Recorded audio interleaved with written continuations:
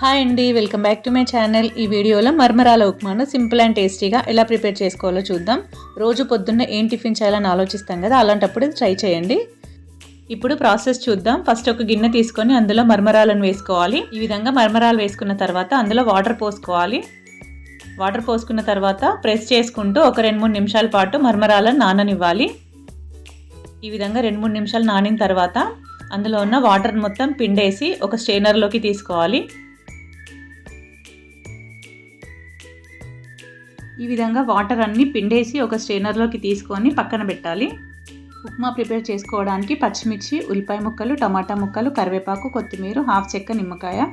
First stove పైన pan పెట్టి అది హీట్ అయ్యాక 2 టేబుల్ స్పూన్ ఆయిల్ వేసుకోవాలి. ఆయిల్ హీట్ అయ్యాక కొన్ని పల్లీలు, కొంచెం శనగపప్పు వేసుకోవాలి.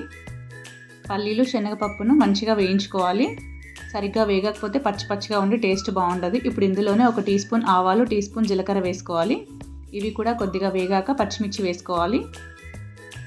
పచ్చిమిర్చి కూడా కొద్దిగా వేగాక ఉల్లిపాయ ముక్కలు వేసుకోవాలి. ఉల్లిపాయ ముక్కలు బ్రౌన్ కలర్ వచ్చేంత వరకు వేయించుకోవాలి.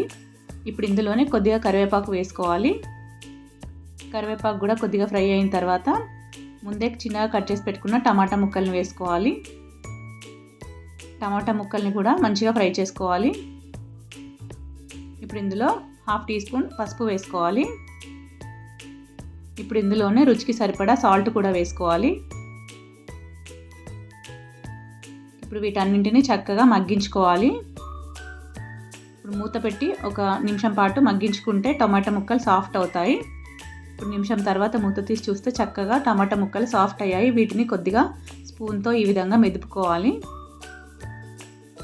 ఈ విధంగా మెదిపిన తర్వాత ముందుగానే మనము స్ట్రైనర్లోకి తీసుకున్న మరమరాలను ఇందులో వేసుకొని కలుపుకోవాలి. ఇప్పుడు ఇందులోనే హాఫ్ చెక్క నిమ్మరసాన్ని పిండుకోవాలి. ఈ నిమ్మరసం వేయడం వల్ల ఈ మరమరాల ఉప్మాకి టేస్ట్ చాలా బాగుంటుంది. నిమ్మరసం వేసుకున్న తర్వాత చిన్నగా కట్ చేసుకున్న కొత్తిమీరను కూడా వేసుకోవాలి. వీటన్నింటినీ చక్కగా అన్నీ కలిసేలా కలుపుకోవాలి. ఈ విధంగా అన్నీ కలిసేలా కలుపుకొని స్టవ్ ఆఫ్ చేసుకొని ప్లేట్లోకి సర్వ్ అవుట్ చేసుకోవడమే. అంతే అండి, సింపుల్గా 10 మినిట్స్లో ఈజీగా ప్రిపేర్ చేసుకోవచ్చు.